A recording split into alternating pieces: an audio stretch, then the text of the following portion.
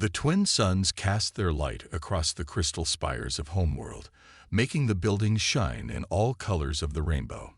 Among these towers, Rose moved carefully, trying her best to avoid touching anyone. It wasn't easy. Her people, the crystal folk, lived in large groups, their bodies always close but never touching. They didn't need to touch. They spoke through patterns of light that danced across their clear skin. But Rose was different. Since she was small, she had felt a strange pull in her hands, a need to reach out and touch others. The elders said she was broken, that something had gone wrong when she was made. They told her to stay away from others, especially the young ones. Your kind of broken might spread, they would say, their skin flashing dark colors of fear and disgust. Rose worked alone in the engineering section of the lower city, fixing machines that helped keep their world running. She was good at her job, maybe the best. Her strange need to touch things helped her understand machines in ways others couldn't. She could feel when something was wrong just by placing her hand on a broken device. But today was different. Today would change everything. She heard the cry first, a sound her people rarely made. A young one had fallen into one of the power channels, the streams of energy that ran through their city like rivers. The child's light patterns were weak, flickering with pain and fear. Other crystal folk stood around, their lights pulsing in panic, but none moved closer. They couldn't. Their bodies would disrupt the power flow and make things worse. Rose didn't think. She ran forward, her special gloves already coming off, the ones she had made to help her work with dangerous materials. The crowd's light patterns screamed warnings at her, but she ignored them. The young one's clear skin was starting to crack. Rose reached down, her bare hands grabbing the child. Pain shot through her arms as the power channel's energy sparked around them, but she held on. She could feel the child's fear, actually feel it, through her hands, something that should have been impossible. With all her strength, she pulled the young one out. Their bodies touched, the ultimate taboo among her people. But in that moment, the child's fear changed to relief, and Rose felt it happen. The young one's light patterns steadied, showing they were okay. But the crowd around them had gone dark with horror. She touched him. The light patterns rippled through the crowd. She infected him with her wrongness. The child was quickly taken away. Rose stood alone, her hands still tingling from the rescue. She tried to explain, tried to show them through her own light patterns that she had only helped, but they wouldn't listen. The council gathered quickly. Their judgment was harsh and fast. Rose watched as they spoke, their light patterns sharp and cold. "You have broken our most sacred law," the head elder's pattern said. "Touch leads to chaos. Touch leads to the old madness. You endanger everything we have built." But the child would have died. Rose's patterns were weak, pleading. "Better dead than corrupted by touch," another elder flashed. "You will leave. Today, your ship is being prepared. Never return to any crystal folk world or colony." Rose stood in her small room one last time. Her tools, the only things she had ever been allowed to touch freely, were packed. Through her window, she could see the twin suns setting, making the crystal cities shine one last time for her. She had saved a life today, but it had cost her everything. As she walked to the small ship they had given her, no one came to say goodbye. Their light patterns turned away from her, leaving her in darkness. Rose touched the ship's controls, feeling their familiar shapes under her fingers. At least machines didn't reject her touch. The ship rose into the darkening sky, carrying her away from the only home she had ever known. She didn't know where she would go. She only knew she couldn't stay. Behind her, the crystal cities continued to shine, but their light would never reach her again. 3 weeks had passed since Rose left her home. Her small ship drifted through the empty space, its power running low. She had tried to make the energy last, but crystal folk ships weren't made for long journeys. They usually traveled in groups, sharing power between their vessels. The ship's lights flickered, and Rose felt a deep fear in her chest. Her people needed light to live. Without it, she would slowly fade away. She tried to make her skin glow brighter to light up the dark cabin, but she was too weak. That's when she saw it through her window, a large shape moving in the darkness. At first, she thought she was seeing things. But no, there was definitely a ship out there. It was ugly compared to crystal folk ships, all metal and angles instead of smooth crystal, but to Rose it looked beautiful. Inside this ship, Jack checked his scanners again. He'd been tracking the strange crystal-like vessel for the past hour. It wasn't like anything he'd seen in his 15 years of salvage work. No normal readings at all, he muttered to himself. Living alone in space meant he often talked to himself. But something's alive in there. Something giving off light. He moved his ship closer. The crystal vessel was dark except for a faint glow coming from inside. Jack's scanners showed its power was almost gone. Whatever was in there wouldn't last much longer. Rose watched the metal ship come near. Its shape blocked out the stars, making her cabin even darker. She pressed her hand against her ship's wall, trying to feel if there was any power left to run away if needed. There wasn't. A loud clank echoed through her ship. The metal vessel had attached itself to her airlock. Rose stood on shaky legs, her skin barely glowing now. She didn't know what would come through that door, but she had no choice but to face it. The airlock hissed open. Rose had to squint. Bright light poured in from the other ship. A figure stood in the doorway, wearing some kind of suit. It was shaped all wrong, not smooth and clear like her people, but solid and bulky. Jack stared at the alien in front of him. She looked almost like a person made of glass, but with a faint light glowing inside. The alien was trying to make patterns with its skin, but they were weak, flickering like a dying light bulb. "Hey there," he said softly, holding up his empty hands. "You're not looking so good." Rose didn't understand the sounds the creature made, but its voice was gentle. She tried one last time to make her light patterns work, to explain she needed help, but she was too weak. Her legs gave out. Jack moved without thinking. He rushed forward and caught the alien before she hit the floor. He expected her to be hard like glass, but her skin was soft and warm.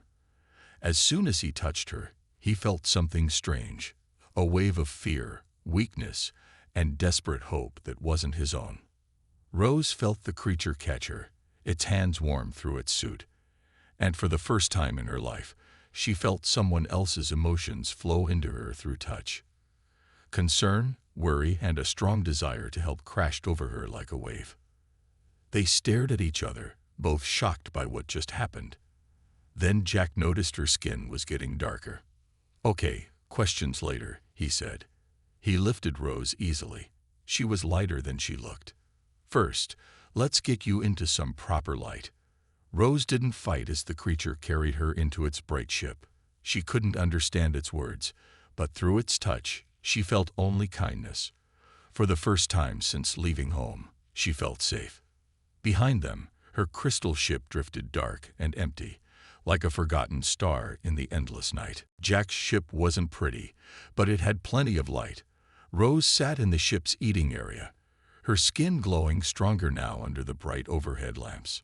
She watched as Jack moved around the small kitchen, making something that released steam into the air.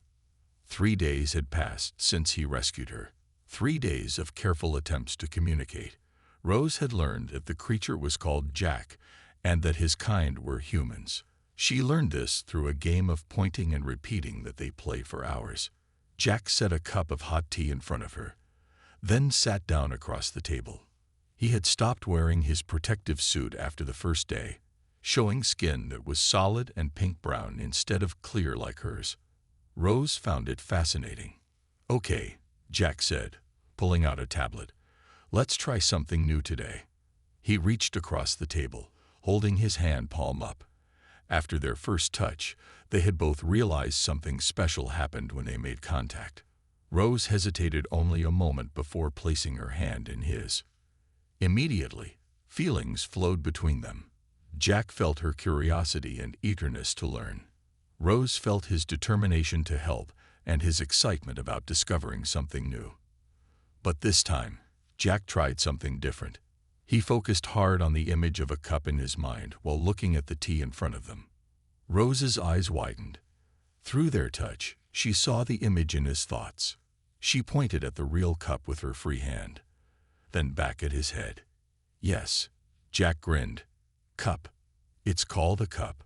He said the word slowly while holding the image in his mind. Rose concentrated. Her light patterns shifted, trying to show the word cup as her people would say it. At the same time, she pushed her understanding through their joined hands. They worked like this for hours. Jack would show her the image and word for something, and Rose would share her people's light language version.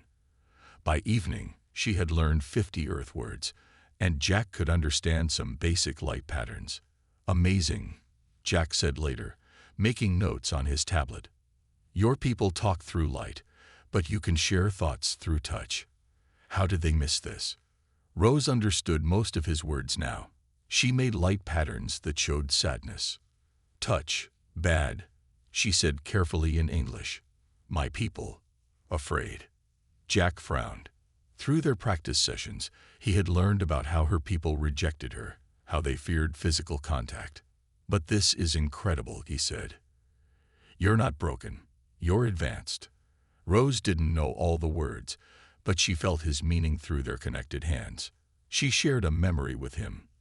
The moment she saved the child from the power channel, how she felt the young one's fear turn to relief. Jack watched the memory in awe. You're like a bridge, he said slowly, making sure she understood. You can talk like your people and like us. That's not a problem. That's a gift. Rose's skin glowed brighter at his words. All her life, she had been told she was wrong, broken, dangerous. But here was Jack, a creature from another world, telling her she was special. Through their touch, she felt the truth in his words. She tried more English. Different, but not wrong. Not wrong at all. Jack smiled. He sent feelings of acceptance and admiration through their joined hands. Just different. And different is good. Rose's light patterns danced with joy, filling the room with swirling colors. For the first time, she began to think that maybe she wasn't an accident. Maybe she was exactly what she was supposed to be. Outside the ship's windows, stars twinkled in the darkness. Somewhere out there, her people continued their light-filled lives, never touching, never knowing what they were missing. But here, holding hands with a human who wasn't afraid of her touch, Rose finally felt complete. The warning alarm woke them both. Jack rushed to the ship's control room with Rose close behind. On the main screen, a large ship glowed like a crystal cathedral against the black of space. Rose's light patterns turned pale with fear. She knew that ship. Crystal Folk Ship, she said in her now better English. Council ship. They find me. Jack checked his instruments. The crystal ship was 3 times bigger than his old salvage vessel. Through their daily touch learning sessions, he knew what Rose's people could do. Their technology was far ahead of human ships. How did they find us? He asked, already plotting escape routes. Rose touched the screen, her patterns showing worry. My ship. They track old ship energy. Jack cursed himself for not thinking of that. He'd left Rose's dead ship floating in space 2 weeks ago. Of course her people would find it. He'd been too busy learning about Rose to think about covering their tracks. The giant ship's crystal panels lit up with bright patterns. Rose watched them, her hand gripping Jack's arm tight. They say, give me back. She translated. Say I am sick, need fixing. Her patterns showed fear and anger together. Through their touch, Jack felt her terror at the thought of being fixed by her people. Like hell, Jack growled. He fired up his engines. Nobody's fixing you. There's nothing wrong with you. The crystal ship fired a beam of pure light. It missed Jack's ship by inches, turning a nearby asteroid into dust. Another message flashed across its surface. They say, you not understand. Rose read. Say I poison your mind with touch. Jack snorted and pulled his ship into a hard turn. Only thing poisoned is their thinking. He looked at Rose. Hold on tight. This might get rough. Rose strapped herself in as Jack pushed his ship to its limits. The crystal vessel followed, shooting more light beams. Jack dodged each one, using his smaller ship's better turning ability. He'd spent years in this part of space, learning all its hiding places. There, he said, pointing at a thick field of asteroids ahead. They're too big to follow us in there. The crystal ship's messages became angry, their light harsh and sharp. They say, last warning, Rose translated. Say they, destroy ship if needed. Save me from bad human influence. Showing their real colors now, aren't they? Jack muttered. He sent his ship diving between two huge asteroids. Some advanced civilization, threatening to kill someone to save them. Rose's pattern swirled with sadness and determination. She touched Jack's arm again, sharing her feelings. She was scared, but she trusted him. She wouldn't go back. Couldn't go back. The crystal ship fired one last time. The beam caught the edge of Jack's ship, making the whole vessel shake. Warning lights flashed everywhere. Port engine damage, Jack said through gritted teeth. But we're almost there. He flew deeper into the asteroid field, using the huge rocks as shields. The crystal ship tried to follow but had to stop. It was too large to fit through the gaps. Finally, Jack parked his ship in the shadow of a massive asteroid. They watched as the crystal ship's lights searched the field's edge for several hours before finally turning away. They'll be back, Jack said softly. With smaller ships, probably. Rose nodded, her patterns showing tired but grateful colors. Thank you for not giving me to them. Jack took her hand, sharing his own feelings of protectiveness and friendship. Nobody's going to fix you, Rose. You're perfect just as you are. They sat together in the dim emergency lights, watching the stars through gaps in the asteroids. They were safe for now, but both knew this was just the beginning. The crystal folk wouldn't give up easily. But for the first time in her life, Rose wasn't facing her problems alone. Hidden in the asteroid field, Jack worked on fixing his ship's damaged engine. Rose helped, her touch sense making it easier to find broken parts. They had been hiding for 3 days, moving between different asteroids to stay safe. Jack, come quick. Rose's voice echoed through the ship's comm system. She had been checking the asteroid field's old mining stations for supplies. Jack found her in a dusty room of an abandoned mining base. Her skin was glowing bright with excitement. The room was filled with old computer terminals, their screens dark with age. Look, she said, pointing to a screen she had managed to turn on. Old records. About my people. Jack looked at the ancient text scrolling across the screen. The mining station was over 200 years old, from when humans first met the crystal folk. Rose touched his arm, sharing her feelings of shock and wonder as she translated the words. My people were different before, she said slowly. We had touch. Like me. Her pattern swirled with strong emotions. All of us could feel through touch, could share feelings, thoughts. Jack read more of the records. It says your people lived in small groups back then. They helped the human miners find special crystals because they could feel the energy in rocks. Rose nodded, her light patterns showing deep thought. But here, look. She pointed to another part of the text. Leaders decided touch was primitive, made us weak. They'd made big change. The next pages told a sad story. The crystal folk leaders had decided their people needed to change. They thought touching made them too emotional, too connected to others. They wanted their people to be more logical, more separate. They used science to change themselves, Jack said, reading ahead. Generation by generation, they made their children unable to touch feel, made them communicate only through light. Rose's patterns turned dark with sadness. They made us forget, made us fear touch. She touched the screen gently. I thought I was broken, but I am. Old way, natural way. Jack squeezed her hand, sharing his own feelings of amazement and anger at what her people had done. You're not broken, Rose. You're how your people were supposed to be. They're the ones who changed themselves. They spent hours reading the old records. They learned that some crystal folk had fought against the changes. They didn't want to lose their touch sense, but the leaders had won, and over time, the touch ability was bred out of almost all crystal folk. Wait, Jack said, pointing to one last file. Look at this. There were predictions, warnings. Scientists said the change might not last forever, said the old abilities might come back sometimes. Rose's patterns brightened with understanding. Like me, and maybe others too.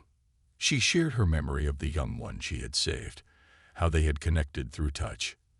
That's why your leaders are so scared of you, Jack said.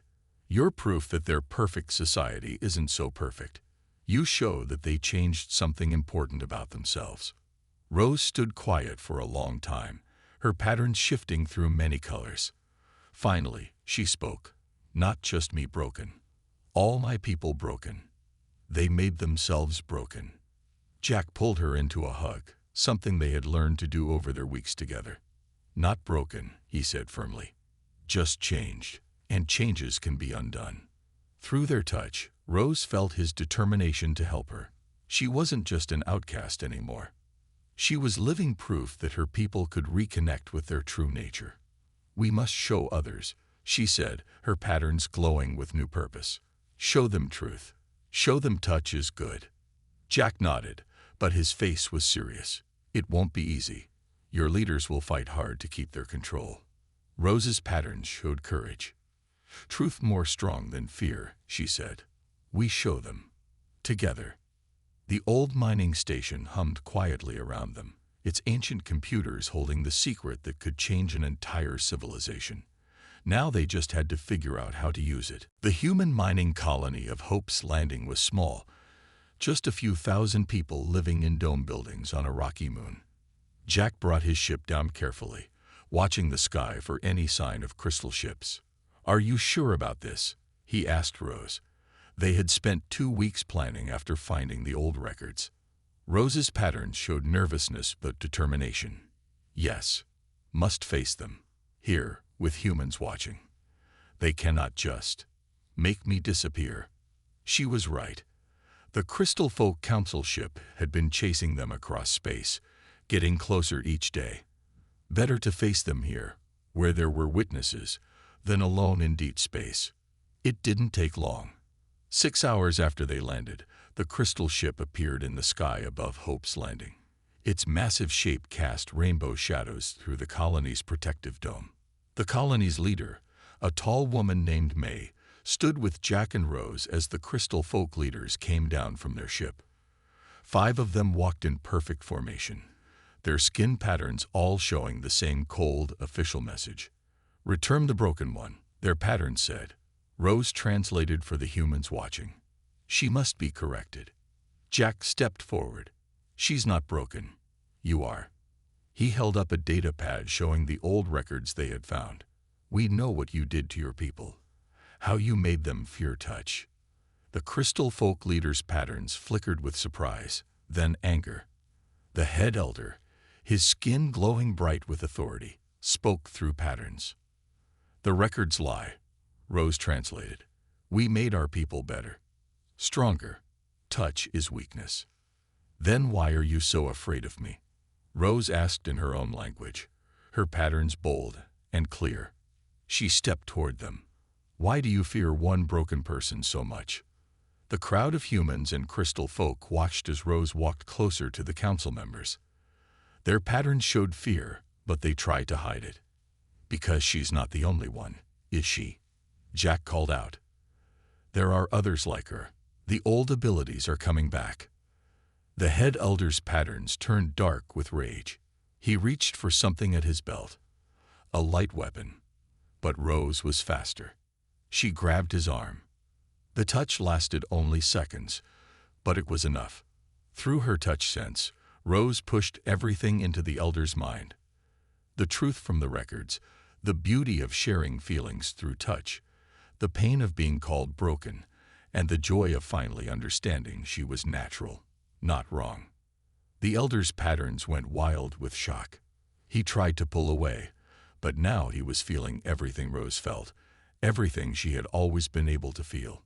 Tears, something crystal folk almost never made, ran down his clear face. The other council members stepped back, their patterns showing confusion and fear. But then something amazing happened.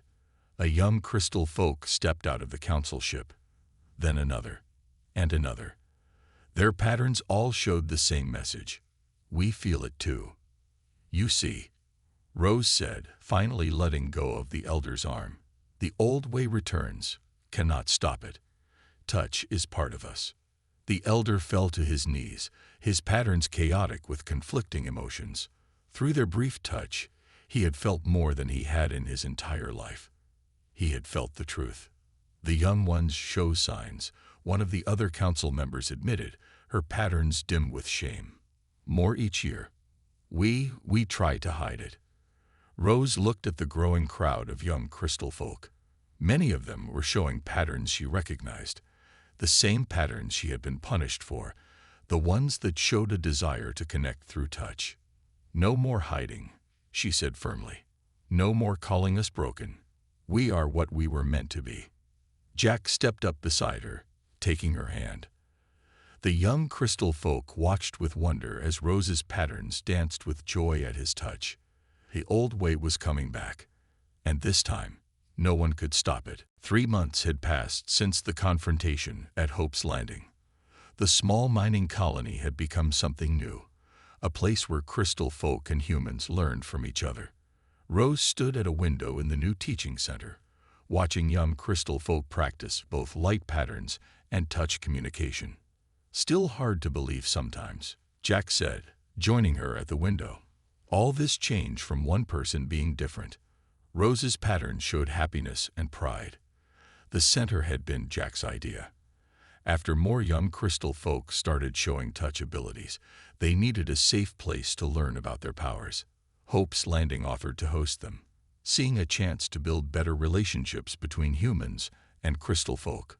Look, Rose said, pointing to a young crystal folk sharing feelings with a human child through careful touch. They learned so fast. No fear now. The Crystal Folk Council had split after the confrontation. The head elder, changed by his experience of touch with Rose, became one of their strongest supporters. Others left, refusing to accept the return of the old ways. But they couldn't stop what was happening. More come every day, Rose said. Her English was much better now. Not just young ones. Some old ones too, remembering touch feelings. She was right. Even some older crystal folk had started showing signs of touch sensitivity. The ability had never truly been bred out. It had just been sleeping, waiting to wake up. Jack watched as a group of crystal folk teachers demonstrated light patterns to interested humans. Goes both ways too. Humans learning your light language, your people learning our touch ways. Best of both worlds. Rose's patterns showed deep thought. My people chose wrong path long ago. Thought they must pick, light or touch, but can have both. Better to have both. They walked through the center's halls. Crystal folk and humans worked together everywhere. Some rooms were set up for light pattern practice, their walls designed to reflect and enhance the crystal folk's natural communication. Other rooms were made for touch practice, safe spaces where crystal folk could learn to handle their growing abilities. Message from Homeworld today, Rose said, her patterns mixing joy and sadness. Many young ones there now show touch sense. Old cities changing. Making touch-safe spaces. Are you going to visit? Jack asked.